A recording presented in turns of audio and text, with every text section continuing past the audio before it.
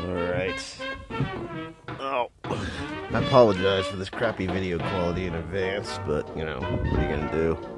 We're in the bug out van. So here she is, ladies and gentlemen. The, source of our ire. The CSC TT250! Yeah. We did some mods. We just swapped the engine out and put an 1100cc engine in there. Nice fake tank. Nice gauges that don't really work. And look at this gorgeous bolt-on fairing right here. Perfect. And look at this nice custom paint job. It's so beautiful. Oh yeah, look. Nice scratches on this crappy fake tank. But yeah. Actually, this wasn't a bad bike. This is like one of the better Craigslist finds I've gotten. Appears to have some sort of leak, or this exhaust here on the bottom is loose.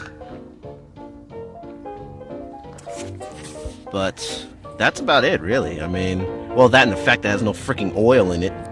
So yeah, that's the first order of business. And speaking of the first order of business, somebody designed and spent a whole bunch of time mapping out and making these nice panels to cover the side here, and there's one on the other side.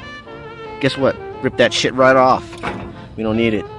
And it's like, it actually prevented, especially on the other side, because you could not even get to the oil fill cap without taking off the foot pegs and whatnot and messing with this whole thing, which is probably why there's no oil in it. I don't know if you can see that sight glass down there, but I see daylight. Daylight, while it's tilted on its side, is completely freaking bone dry.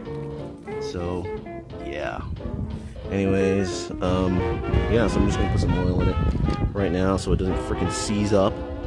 And that's about it. This bottle is only, it takes 3.5 quarts, I believe. I put some in yesterday. That was probably about a quart. Still seeing daylight in the side glass, and yes, that means it's all sitting to the one side. We literally just saved this bike before it seized. The guy that had it, I guess he rode dirt bikes a lot, but he doesn't have a street license, and he never really rode a street. Seemed like a nice guy. Said he messed with the carbs. Somebody did, because actually not terrible, but I can see tons of bolts and screws missing, so there's that. But somebody did mess with that. I guess maybe he didn't want to change the oil or even add oil, but I mean, this thing is bone freaking dry. That just goes to show you, it is a testament that a 40-year-old bike, pretty much, by Japanese, can run pretty much bone dry in a desert environment and still not explode. I hate to think what would have happened had he decided to ride this summer. So yeah, this is the Goldwing. We have a lot of work to do. Oh, check out these lovely grips here. We got a cruise control here, the original OG style controls, which I remember that from the 550. Surprisingly, like the wiring harness and all that stuff, you know, it works. The rectifier for the Speedo cable is out, so God knows what the miles actually are, but it doesn't really matter. These things will run forever if you actually take care of them.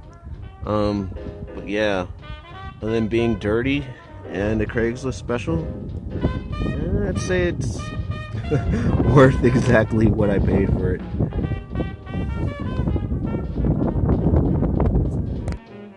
All that time and effort to make that nice little plate. But look what it was covering, man. This is ridiculous. He torqued this so tight that he exploded the top of the freaking nut. Like, what the hell? I think it's on there, dude. That's not a good sign. But it doesn't actually look like they messed with the engine. They just, you know, did kind of crappy, let's dress it up type of thing. Oh yeah. Check out that nice shag carpeting, man. That's some 80s level shag carpeting. How old is this fucking battery? Pardon my French, but Jesus. Seriously, how old is this battery? Is this an Interstate? No, what is this? Extreme? I don't know. We don't need a battery that is this big. Once we get all the regular stuff. Center stand.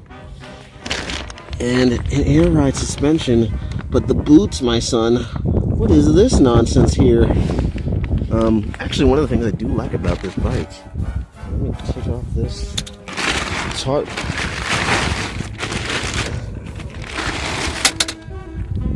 Oh yeah, no turn signals on the rear, because why would you need those? No, one of the things I did like about this bike is actually this fender and fender extension thing. The little mud flap, that's nice. I like it. But doesn't matter. Them cracks. Look at them cracks. Those look safe as hell. Yeah, but all in all, I think this bike was just not ridden. It was the type of thing that's probably dropped it or lost control of it or whatever, and then decided I'm gonna park it and I'm gonna paint it because it's cool. I mean, because look at the levers. It's you know, not, it's there. But look at that, and somehow they still work. Those Japanese, man, they sure know how to build motorcycles and other things too. So pardon me, this is one of the most awkward filming thing because the choke lever pulley thing, the choke is seized, so I gotta hold it. It does kind of crank. There is some air leak over here that is farting. Plus, I don't know if you can hear that. Do it again. There you go.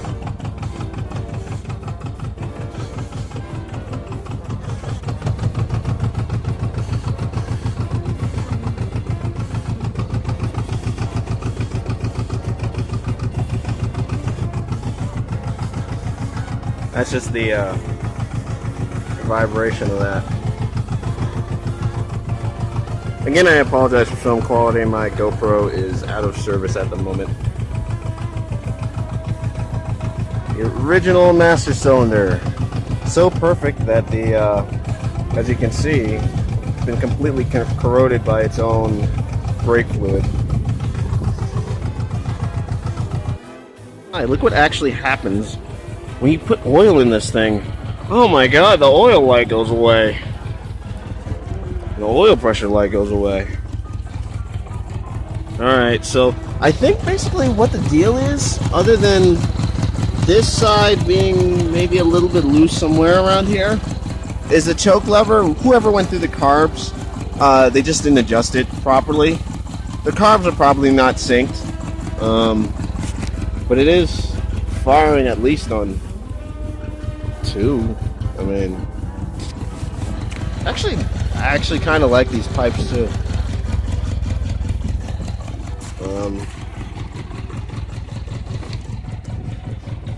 What's that sound? See, that cranking didn't sound that good, but at least we got a freaking tack.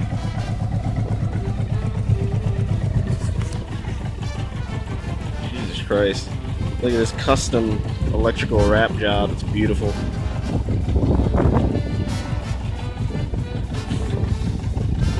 So while I go around looking at the bike for leaks and it just appears to be an exhaust leak, let's talk about the build plan. Basically what I want to turn this thing into. Of course we have the WLA, alright, but this is not a V-twin, alright, so there's some other bikes that we can sort of look at.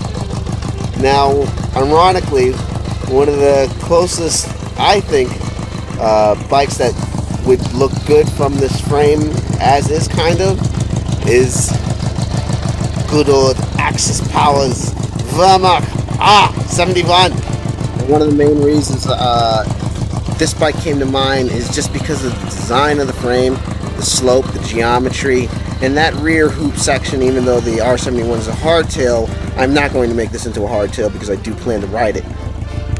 This does mean that bikes like the Type 97 and the CJ 750, which are copies of the R71, they kind of are similar bikes that I could design whatever idea I have around. That said, there is another World War II bike that is out there that doesn't seem to get that much love. Everybody likes the Harleys, but I think that the Indian would be a great bike. Specifically the Indian 841. This model, I think it's just a chunky looking bike. Even though it's a V-twin, we do have some side valve models. And I just think it's something that I think this Goldwing could pull off, ironically. And with minimal effort, I might add. Because this bike is in actually fairly decent condition, I'm not going to tear down this motor unless there's some reason to right now, which there doesn't seem to be. Of course, there's bearings and the timing belt, especially because of being out here in desert conditions.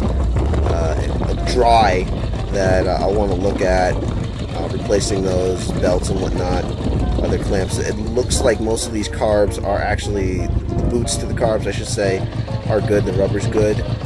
Other areas, some of these seals are starting to look pretty cracked, but other than that, this bike I think will do nicely, really. It's already actually sitting pretty low because it's got no air suspension. Well, actually, I've been curious just about the struts because I've seen people do things with struts. I'm probably just going to use shorty shocks that are, that they don't have the springs on the outside. They're shrouded or whatever.